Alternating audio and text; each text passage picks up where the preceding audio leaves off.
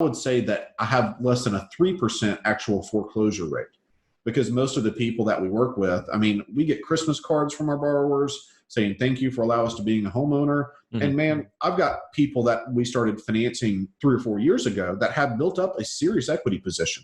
So, I mean, they're in a great position because we were able to offer financing for these people. This is the real estate investing experience. We get it. Real estate can be rough sometimes, and that's why we bring in the experts to talk about the experiences you won't hear anywhere else with your hosts, John Cohen and Chris Grinzik.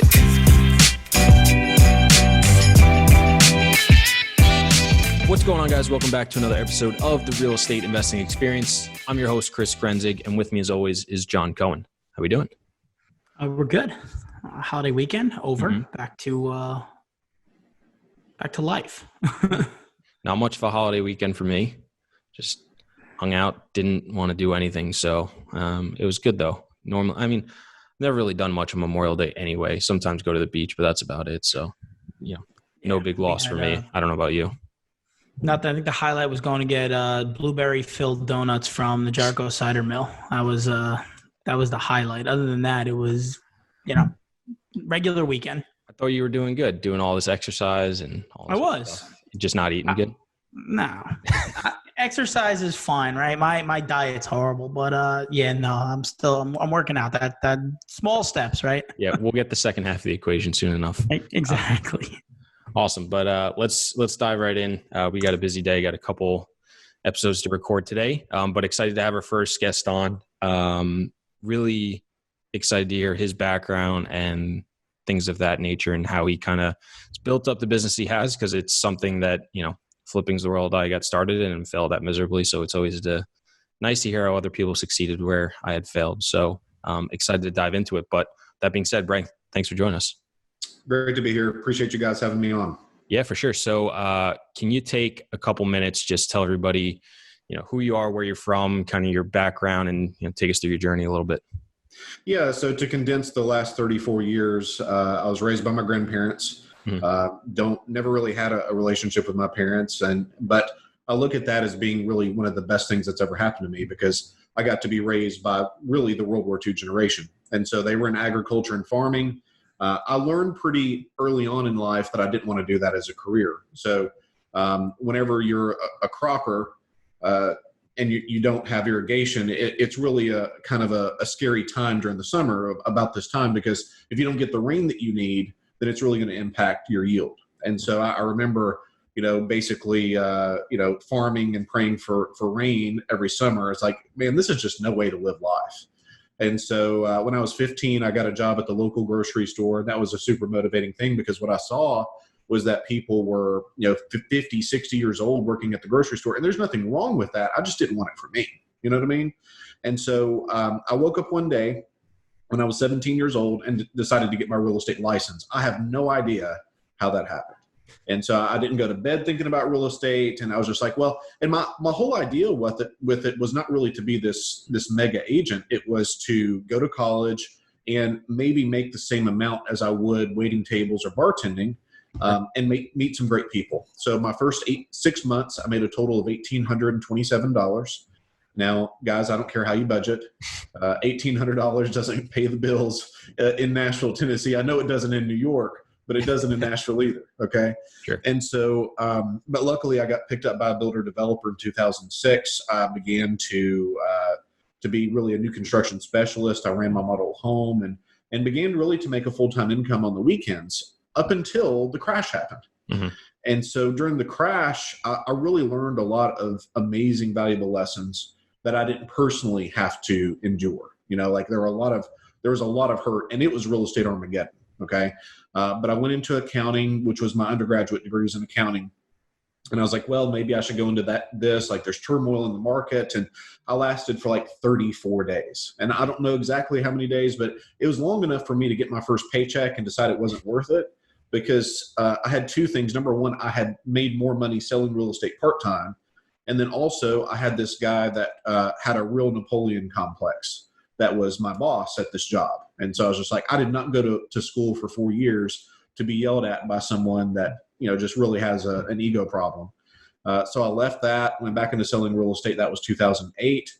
2010, I retired my real estate license to strictly do investing, having never bought an investment property. So I had to burn the bridges, burn the ships. Like, this is what we're going to go do, because I was having a difficult time basically kind of serving two masters. Well, I could list the house for this, or I could buy it for that.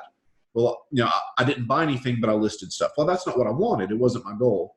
So I began to pressure wash houses with a college degree to really chase this dream of real estate investing. And so 10 years later, we've bought in approximately 20 states. I don't know exactly how many we're in now, but we've done pretty well. So it's been an exciting journey and terrifying all at the same time. So that's kind of how I got started in the business and where we're at now.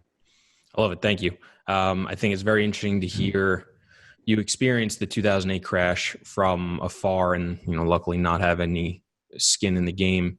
How do you just very quickly, because obviously we're in the middle of a pandemic and who knows, a recession, how is it compared the last 3-4 months to what you saw during then? Is it similar, totally different? Do you get the same overall feeling? High level. That's a great question. Yeah, that's a great question. I don't see this as being 1/10 as bad as 2008 was. Mm-hmm. 2008 was structurally, fundamentally a collapse. And what we have now with this virus is what appears to be a short-term problem with medium-term consequences. But in 2008, when I was selling real estate, we had Countrywide, which was the biggest mortgage banker at the time. We had closings where 4, 5, 6, 7 days later, the wire still wasn't in. Like, the biggest mortgage financer in the country was out of cash. Mm-hmm. And so I don't see anything that's happening with that. Now, we do have some changes. I do think that we have to navigate this a certain way, but I don't see anything that's really structurally a big, big problem for us at this point. Gotcha. No, I think that's interesting to hear. I think the one thing that has struck me, and I was in high school at the time that happened, so take it for what you will, barely understood what was happening. I think the thing that I worry about today is the recovery out of this and how quickly people's lives go back to normal. I don't see the travel industry, the hospitality industry, the luxury industry, those things bouncing back nearly as quick, if ever. I have obviously other things will bounce back fairly quickly. I think, people are going to go back to work. So, your white collar jobs are going to bounce back fairly quickly, whether it's from home or, back in there. I think places that have always had high demand, like Disney, will probably bounce back fairly quickly because eventually people want to go back. But your more, travel bound things, I think, will probably take longer. I was listening to, who was it? It was Neil Bawa. He's a guy that does the same multifamily stuff as us. And he said the way he saw it is basically like a V, but the second half of the V stops 50% of the way, and then it goes significantly longer out. And I thought that was a very good way to describe it. So it'll be interesting to see how things occur as things starting to open up. They just announced, Long Island, where we are, is going to start opening up pretty soon in phase 1. I don't even know exactly what that means. But I guess, the rest of the country was basically our guinea pig for a week and a half to 2.5 weeks. So something must be going okay if they think things are going to be able to open back up. So I find it very interesting for sure. Yeah, I think this virus could have been much, much worse. And I do think that a recession is imminent. But in terms of what I do, I don't really care what the market's doing. I just want to know what direction we're going. And really, it's just as simple as, are we going to increase or are we going to decline? So I have kind of contingency plans for both. And so I don't really care what the market's doing. We just want to know what direction we're going. So that makes sense to me from a stock market perspective, because obviously you can short stocks and things like that. Mm-hmm. How do you account for a declining market as a flipper or a real estate investor in other avenues, or is it pivoting to something else? Yeah, and that's a great question. So a majority of my transactions are where we're buying a property and then we're selling the property with owner financing. And so here's kind of what happens. If we're in a declining market, and guys, when I started the business in 2010 on the investing side, it was nobody had an equity position. Practically speaking, and wholesaling all but did not exist.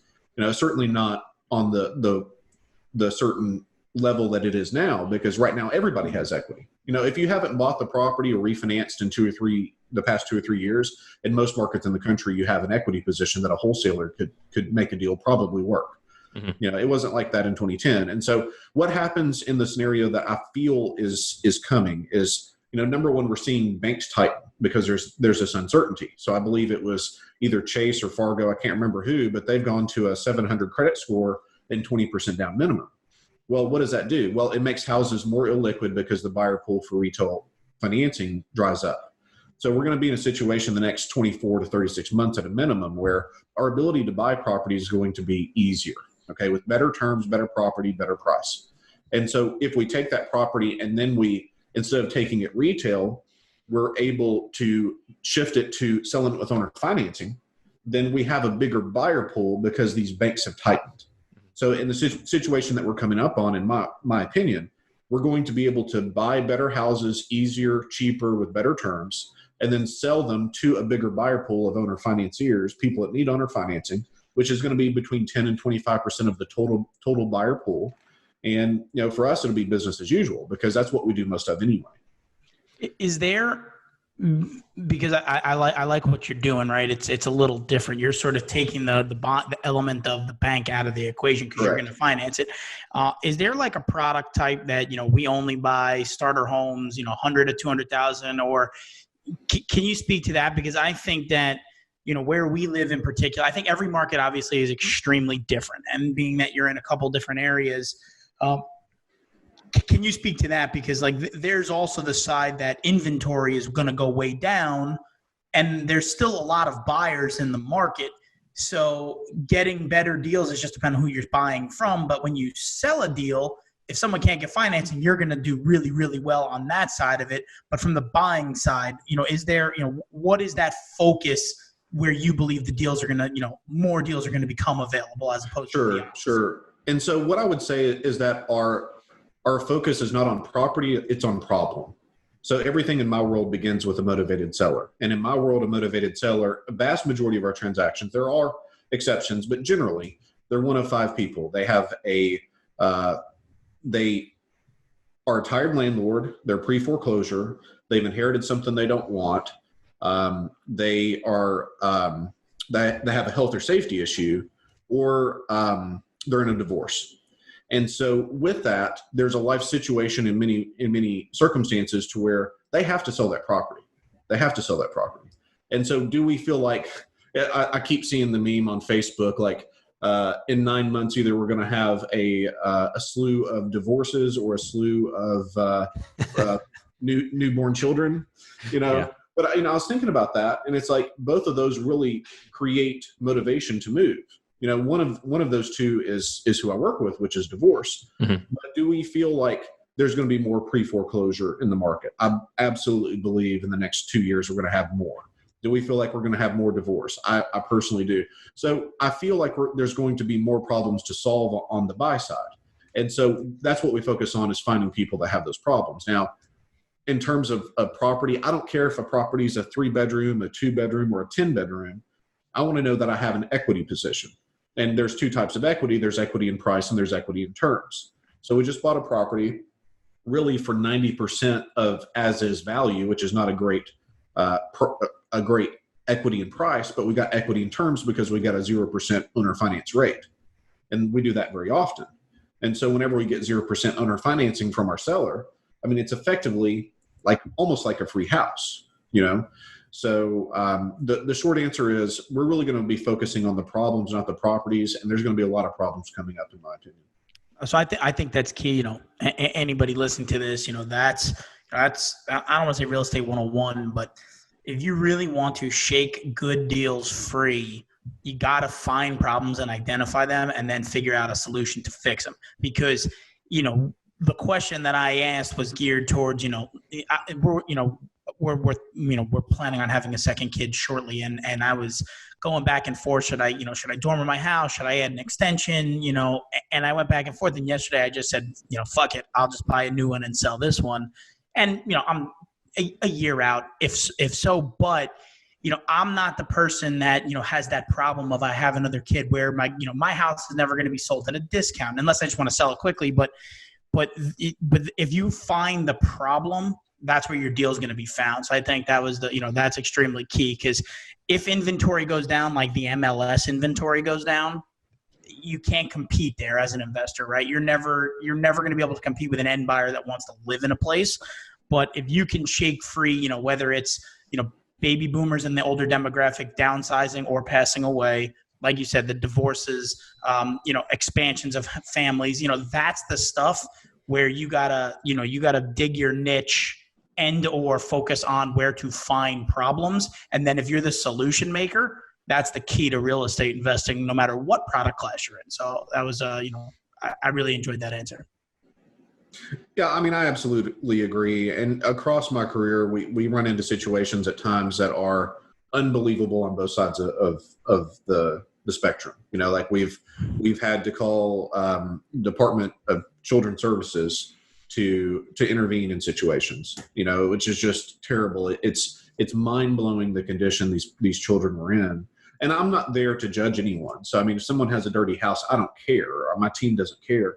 But if we're in a situation where the child is asking for food and they say that they haven't eaten and they're dirty, it's like we have a legal obligation to call that out. And then we have on the opposite end, I bought a property from a lady whose husband and two children, now she was probably in her 70s, husband and two children had all passed away within 90 days of each other.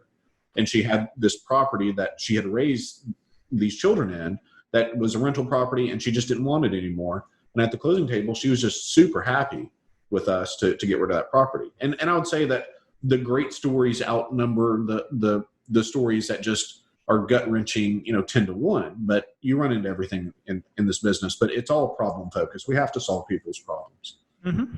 Yeah. I think I want to clarify something, one, to make sure I understand and make sure anybody listening understands. When you were saying you look for equity in deals, I'm assuming what you're saying is that when you're buying a deal, you're looking for basically some sort of a discount to market where you have value in your pocket day one. So where you said we bought it for 90% of as is value, it's not a huge chunk, but you have a 10% upside if you went retail and decided to list it. Where you said you had equity because you got 0% owner financing.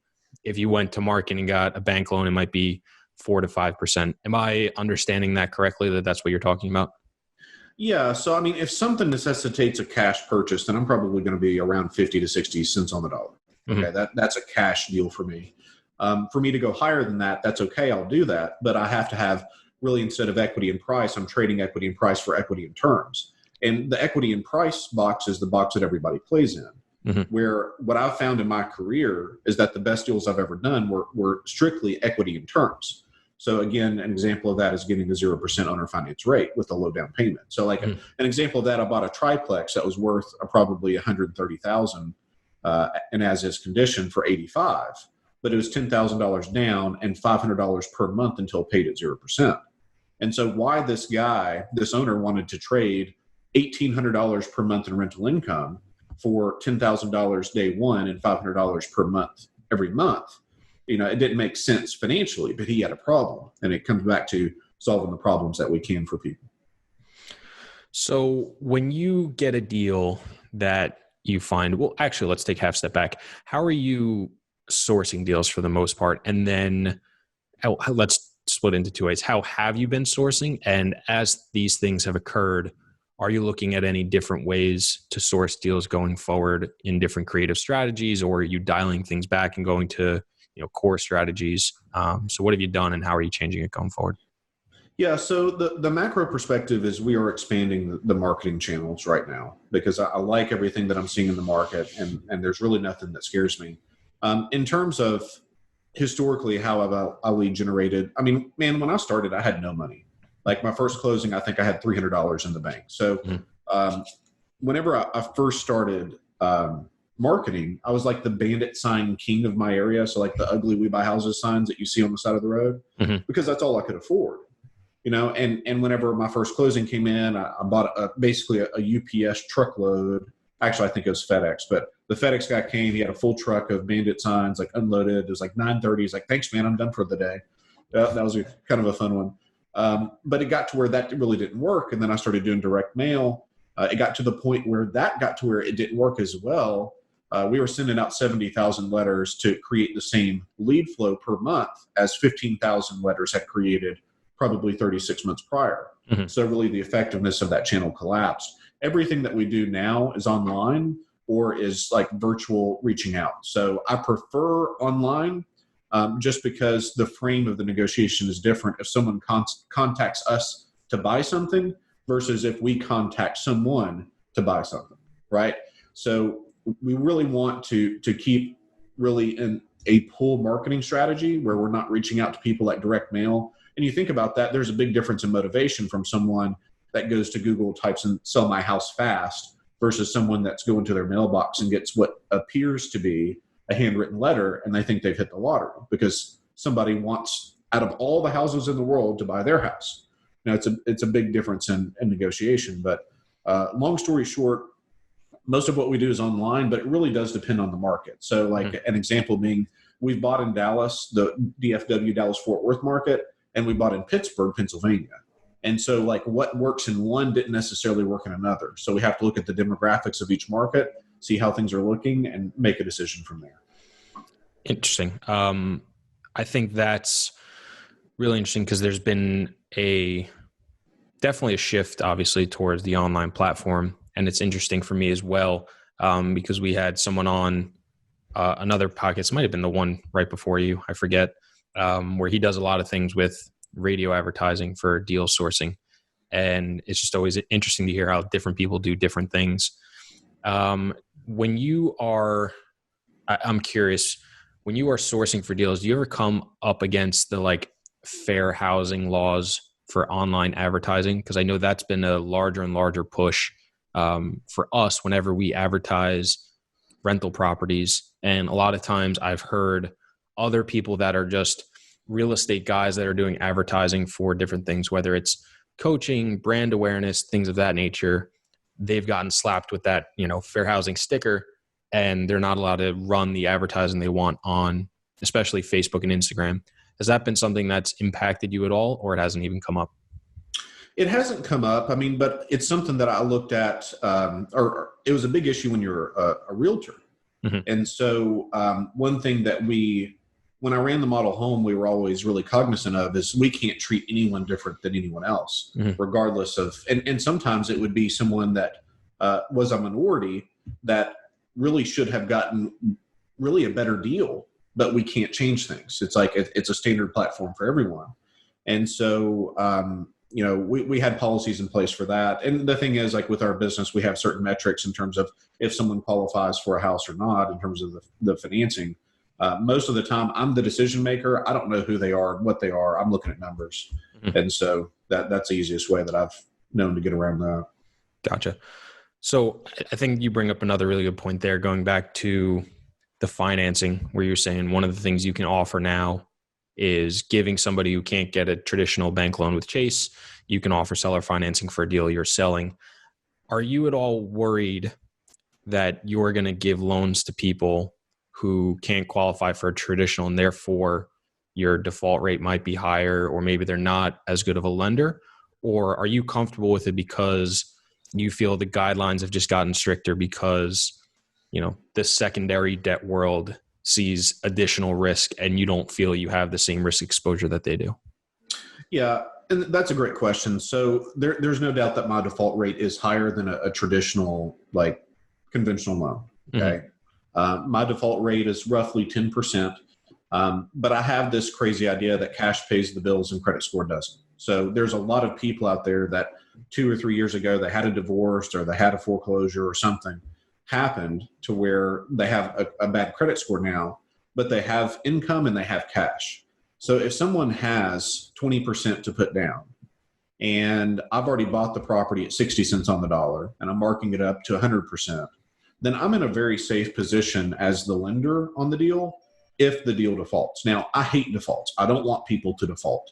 But strictly financially speaking, it makes sense financially for us to take everything back that we can. So that's a position that we want to put ourselves in as the lender, is to get the property back, it not hurt us, even if they mess up the house a little bit, because we have such a low purchase to value on the front end that everything works out. Okay.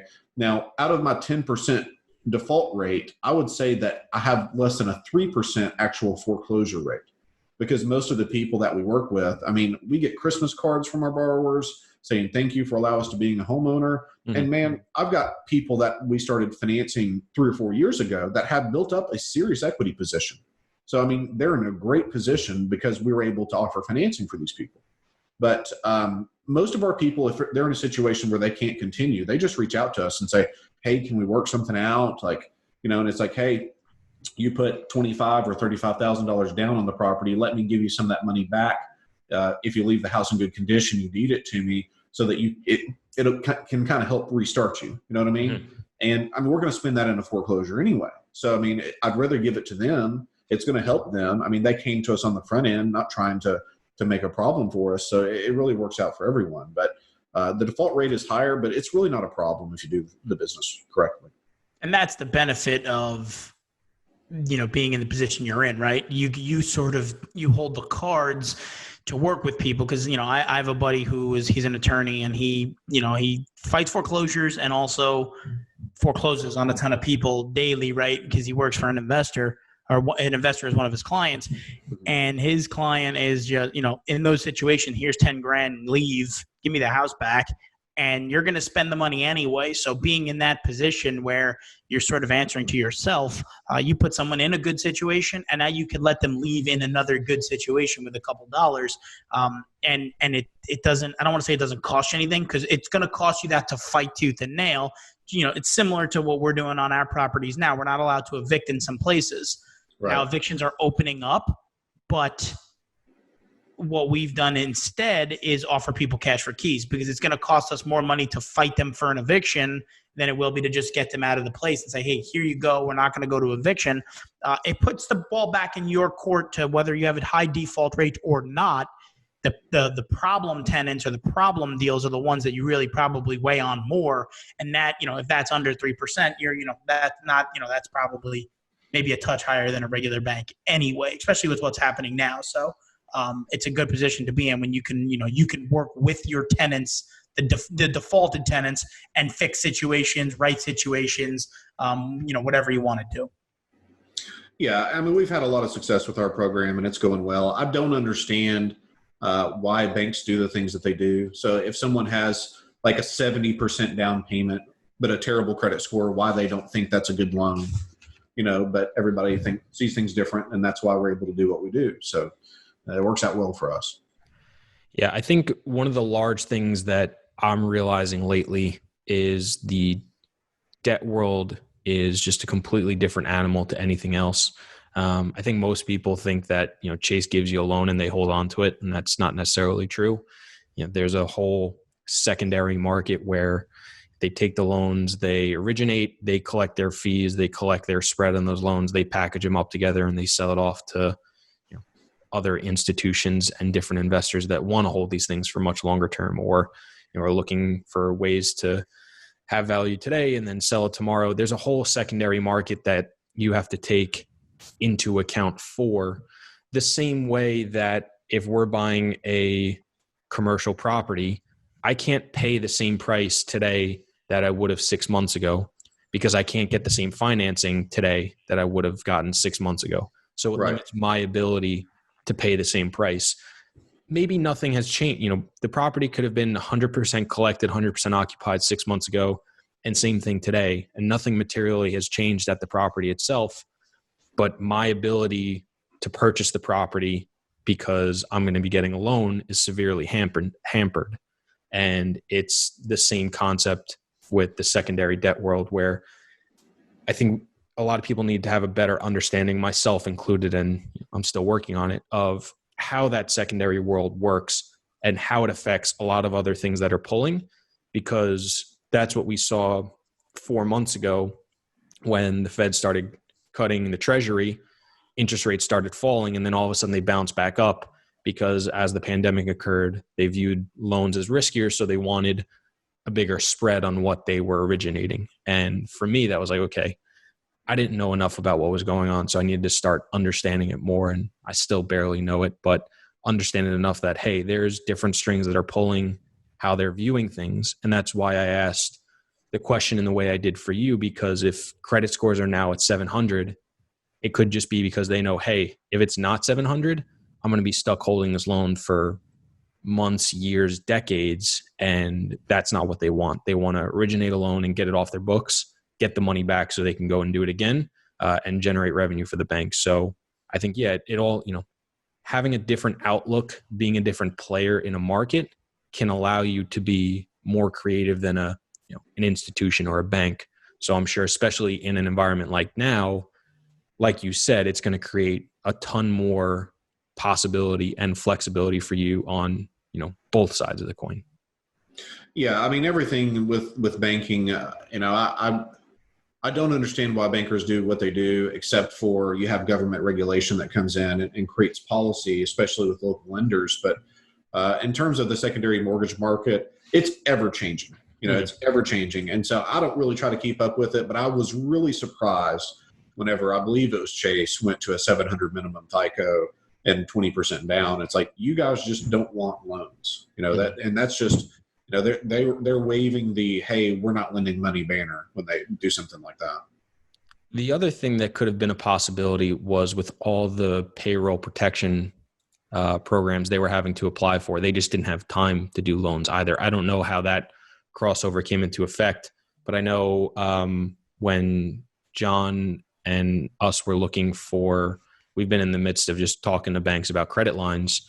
Basically, I just said, yeah, we're stopping for now because we just don't have the time to deal with that. It's not, worth our energy, because we've got, millions of small businesses every day applying for these, payroll loans or grants, and, just giving you a credit line. I just don't have the time to do it today.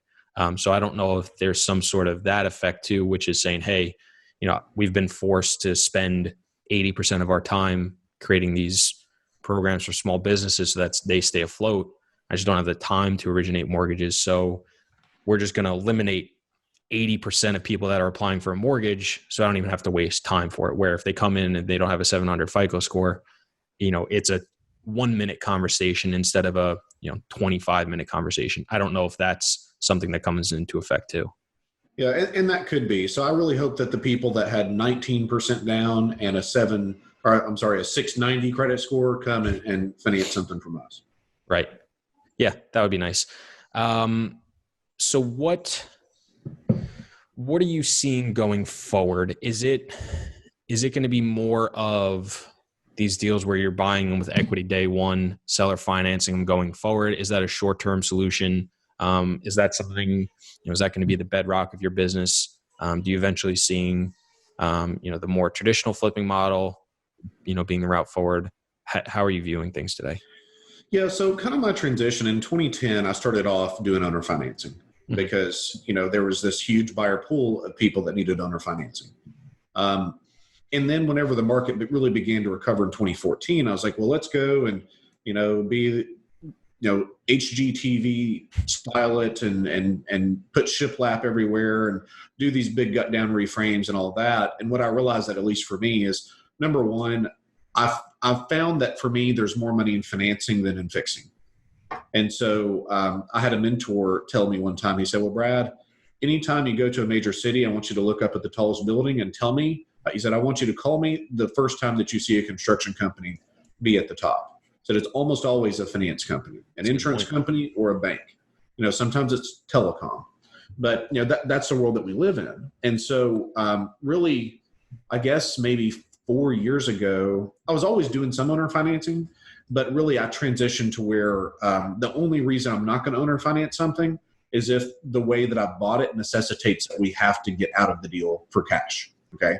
So for me, it's just owner finance city, and the market that's coming is going to be better than the market that we've previously been in. And we've done a lot of deals the past 2 years, but I'm not going to say I'm excited, because that's not the right word. There's going to be a lot of hurt coming the next 2 years, but there's going to be a lot of opportunity for people that can solve those kinds of problems, which kind of goes back to what we were talking about at the beginning. But, for us, it's really just sort of business as usual. So I love that, right? It's like, when people get into real estate, the bank always wins. We bitch and moan in the office and argue all the time that, when you go to a closing, guy wakes up one morning and says, I want to increase the interest reserves. You're fucked, right? It's over. Like, what are you going to do? You can't argue the day of closing. So when you're sitting in that position, you're right. If you go to any big city in the country, small city, if you look up, it's probably a bank or a finance company that's got that building or that logo, and you sitting in that position. I had this conversation with my brother yesterday. For 30 minutes, he was talking about. He's rents a house right now, and he wants to call the owner and see if she'll finance him. And I said, yeah, go for it. But, I don't personally think it's a good deal. I think you could probably be better off taking that money that you would put down and doing exactly what you're asking her to do. Be the bank and get some cash flow. Additionally, you set the rules, you dictate how you want to run it. And you don't have to worry about if a construction project goes sideways, if the guy doesn't show up, if the plumber's not there, then the framer's delayed. You don't have any of those problems when you're trying to fix and flip 10 houses and sell them, and then the plumber doesn't show up on one. Now it sets off the electrician, and then everything snowballs out of control, and your timing's out of control. Meanwhile, if you don't own the deal cash and you're paying the bank, you're paying for all those delays as opposed to being in the position where if they want to renovate it, right? So I love the position of that owner finance role, and it's something that we've thought about, or I've thought about over this little period of time that we've been here. It's like, okay, what can I do to increase that? Like, what does that look like? Because it's a great position if you don't need the cash per se and you're looking for that monthly cash flow. It's an awesome position to sit in, and it's an awesome seat to sit in because you don't have to answer to anybody but yourself. Well, and here's how it came about. And I think I alluded to in 2008, 2009, I really got to see some things happen that I didn't have to experience, but I got to learn the lesson from. And so two things really come to mind. Number one, the builder developer that I worked for from 2006 until this time, he was very anti-debt. So, he had borrowed maybe $3 million to do a new section in this development. And the development was going exceptionally well up until the point that everything collapsed. But during that entire time, he was taking all of his cash and putting it towards the debt. So he probably owed something around $600K on, maybe because the market had gone up, it was probably worth still probably $2.5 million. Well, whenever the auditors came in from the Fed to these local banks and said, oh, you're way over leveraged in real estate, you're going to have to call loans. I'm sure what happened is the bankers took a spreadsheet and said, well, what's our lowest loan to value? And so they started calling loans. Well, there was no refinancing during this time. Okay. And it broke him. So he ended up losing his development, all this cash that he put into it. And I bet he wouldn't have gotten called had he kept his cash back and not been trying to actively pay this thing off. You see what I'm saying? Yes. And so that's the first thing. Number two, there was a big builder developer that had borrowed from the same banks, but his loan to value was way out of whack. He was too big to fail. If they called his loans and he filed bankruptcy, it would have broken that bank. So he was untouchable, And I had another friend of mine that had maybe 50 or 60 rental properties, all of them cash flowing, all of them doing well. They called his loan too, And so what I saw was that so I have $0 of bank financing in my business, zero. I run private money, and it's more expensive, but it's safer during these kinds of times, because I don't want to build a business, man, and be in my 50s or my 60s, and that we have some kind of a short-term or medium-term issue. And 08 was a catastrophe. I get it, but whatever happens, and they say, oh well, I know you've paid your payment, I know you have a fine loan to value, but we've got to call this. We've got to call this loan, and then you're scrambling. It's I don't want to have to worry about that, man. The people that I'm running their cash, they don't want the money back ever, So I don't like banks for that reason. I want you guys to become the bank, not, it's own the debt, don't owe the debt. And there's a big difference in the two. Yeah, because it's funny you bring that up, because people think that paying your loan down, I mean, yes, it makes sense, whatever, there's two schools of thought, but you're right. When that happened, and it's different than today, and we all know that, but those are the loans that, it's oh, this guy's a good borrower, he paid his debt down. It's easier for the bank to take that property back than the 80% levered property, because they might lose more money there than on the 60%. And it makes no sense whatsoever. But that's how they look at it. Where's the safest place to get my money back? This guy might be the best client we have, but that's how they looked at things. And you're 100% right. Being in that position where you don't have you don't owe anybody anything, and you can distinguish how you go forward, you're right. Because, there's nothing worse than trying to rebuild yourself at 60 years old. I mean, that's not what any of us want to do. That's not why we're doing what we do. It's to build that, that freedom or whatever your goals are, through cash flow, investing, or whatever it is. And then the last thing you want to have to do is, someone comes knocking on your door at 55, 60 years old or whatever it is and say, oh, by the way, we want it back. And that's right. A shitty situation to be in. Yeah, it was terrible, man. I hated it for him. I disagree, though. We literally just saw it happen where the banks favored the people. So when they did the first round of payroll protection programs, I forget what bank or multiple banks, but they wouldn't allow you to file with their bank unless you had a credit card, a loan, or like some sort of credit line at the bank. So if you had an account and you didn't owe the bank money, originally they weren't going to accept your application for the payroll plan. And then obviously the shit blew up because it's the same thing. It's if I owe the bank $5 million, they want to give you the payroll plan first because then they know, all right, he owes us 5, but we just gave him $1 million. They're going to deposit it right back in the bank and then they can afford to pay our things. If I don't owe you anything, it doesn't benefit them to give me money. It's the same concept. You're looking at an isolated situation. Just payroll protection. It's not like banks offer that every 6 months, right? We're looking at it from they don't call loans every 6 months though. No, but in crisis, the small businesses didn't get payroll protection loans. A lot of them went to the bigger, bigger banks. It's a safer place to give money because it's a safer place to get your money back. You give it to the local mom and pop bar, you could kiss the money goodbye if something goes really bad. If you give it to the behemoth company, you're on the list to get your money back. So that's different than I think what Brad and myself are talking about where, you're just a borrower and now you've paid your loan down. That's a safer bet to call that loan than to call the 85% leveraged loan. But that's the same thing. You're saying it's safer to give money to the bigger player because they know they're going to get it back. And it's the same thing as saying it's safer to call the lower leverage loan because you know you're going to get your money back. It's the same concept for me. I disagree completely. I think it's apples and oranges. I don't think you're speaking the same language. But I think it's the same. My point is it's the same idea of if you have the bank by the balls, they're going to be more willing to work with you. So if you've got an over leveraged loan or you owe the bank $5 million because you took out a credit line, they're going to be willing to work with you more than the person who's done right and paid down their loan or hasn't taken out a loan from the bank. And all of a sudden now you need the payroll protection program. Yeah, but that's what we just said. We said, why would you want to be the guy that paid your loan down? Right. That's what the bank calls that, as opposed to just being the bank, and you don't have to worry about who calls the loan because no one's calling it. You're the one that's in the No, of course. I'm talking about the person that isn't there, right?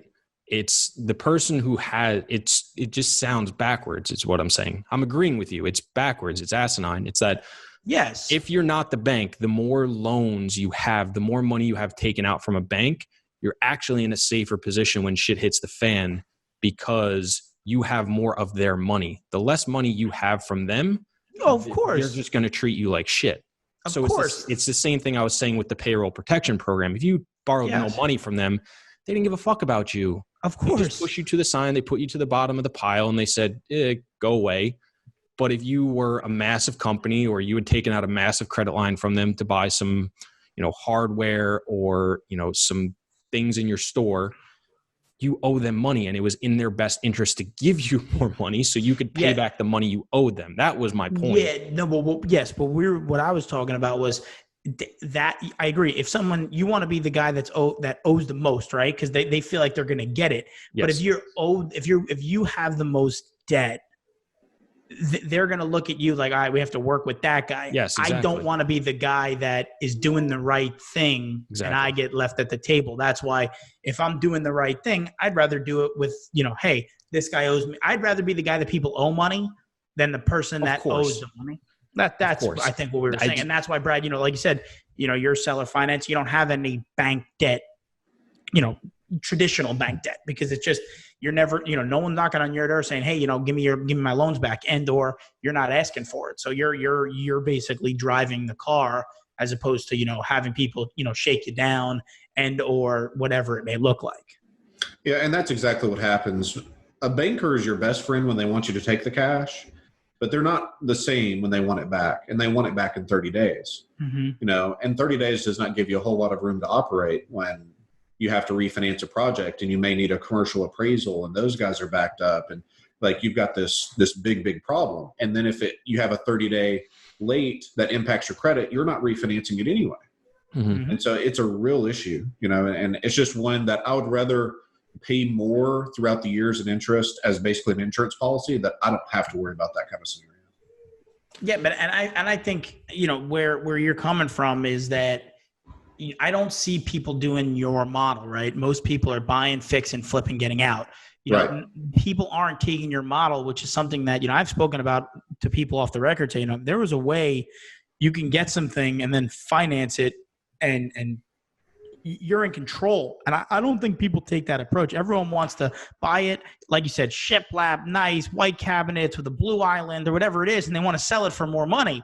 The problem is what happens in between, the position you're in. You buy something, like you said, the deal, 90% of the value. Not a great deal, but a good deal because of the terms that you got. Correct. I think that's the important part. I think that's the thing that, anyone takes away from this episode is that, you don't have to buy, fix, and flip and sell and buy apartment complexes and buy all this stuff. You could do it that way as well. And maybe it's a slow and steady way to do it, or you just got to negotiate better terms. But I think what you're doing is it's really interesting, and people should think about that when they're deciding what they want to do or incorporating something new into their business plan. Yeah, there was the end of one year that I took my best deals and I said, okay, like what's the common theme here with my best transactions? And it was like 8 of my top 10 were owner finance deals. And so the difference day one is approximately 30% difference in profit day one. And then I'm earning interest on that 30%. And so, I'm 34 years old. And so I know you guys are roughly my age, maybe a little younger, but when we take 30% differences and we take that across the next 30 or 40 years that we're going to be in the business, it's a big number. So, and at that point, it was like my owner finance houses were easier to sell. I didn't have appraisals. I didn't have home inspections. I didn't have to take it to a certain condition, like a retail super rehab condition. They sold faster. It was just in every way, it was just so much better for me. And so that's really what caused us to move more towards that. And still about 25% of my transactions are going retail. But the ones that I love are the ones that end up in the file cabinet. So I think and I just want to throw this in quickly before we end. Scaling up, right? Because from my understanding is, let's say you bought, it's $100,000 home. You bought it for, 50 cents on the dollar, 50%. It sounds like you're buying these all cash. You're doing what you need to do. And then you go owner financing. Let's say it was just $100,000 for easy math, 20% down. You're getting $20,000 back of the 50 and change you put down. That's not something that you can really scale because of, you get that 20K back. That's, 40% of what you put into it to get the first deal done.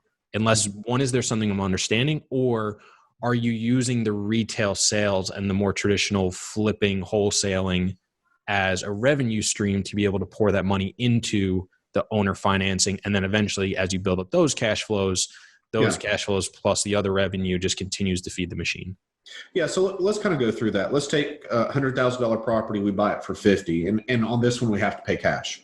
As owner finance, I would sell it for a little bit of a premium. So maybe 110, 115. Sure. Let's say it's 110. I get 20K down. So I've got $30,000 tied up in a $90,000 note, which is still good because my face value on my note is like, let's just call it 8%. Which means that my 30,000 is going to yield 24% yield.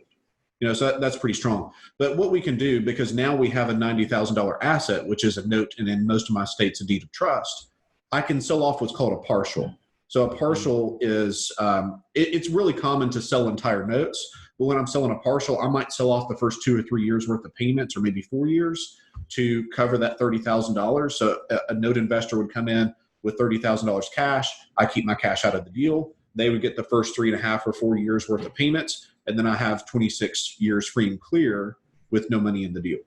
So that's kind of how that would work. That makes a ton of sense. I'd never heard that was the missing link, right, Chris? Because I was going to ask, and I didn't, and I know we're running up against the clock, but I was going to ask if you ever sell notes and or portion of the notes, and you answered the question, because that's, the same concept. I'm having a conversation with my brother now for some stuff that he's looking to do, and that's the key. It's like, okay, how fast can I get my money out? What do I give up to do that? But now I can go do it again. And my 5-year plan, in year 5, I'm kicking off free money, because it does, I've got my money back. So I think that's awesome. And for anyone listening, that was probably the missing link that they needed to hear. But I know we're running up against a gun. So I think that, unless Chris, any other questions? No, we leave the best to the end to make sure people listen to the whole thing. Exactly. That's what we do. But no, this was beautiful. I definitely learned a bunch. I think it was a really good conversation. I think people are going to get a ton of value from it as well. So Brad, thank you so much for coming on, sharing your story, your experiences, your insight. For anybody that wants to get in touch with you, learn more about you, follow along if you do anything, where are the best places to do all that? Yeah, so if you're interested in more about owner financing, then you can check me out on my podcast, Investor Creator. And for those that want to reach me directly, it's brad@bradsmotherman.com. Beautiful. Thank you guys so much for listening to today's episode. If you are not already subscribed to the podcast, it would mean the world to us if you would do so. And if you are subscribed, please send it to a friend. Also, side note, we also just launched a Facebook group that we think people will get a ton of value from. We are not putting any content or anything in there. It is purely conversational, community-based. So if you want to check that out, go to Facebook and search the Real Estate Investing Experience, the same name as this podcast. Brad, once again, thank you so much for coming on. This was absolutely amazing. Yeah, had a blast, guys. Thank you.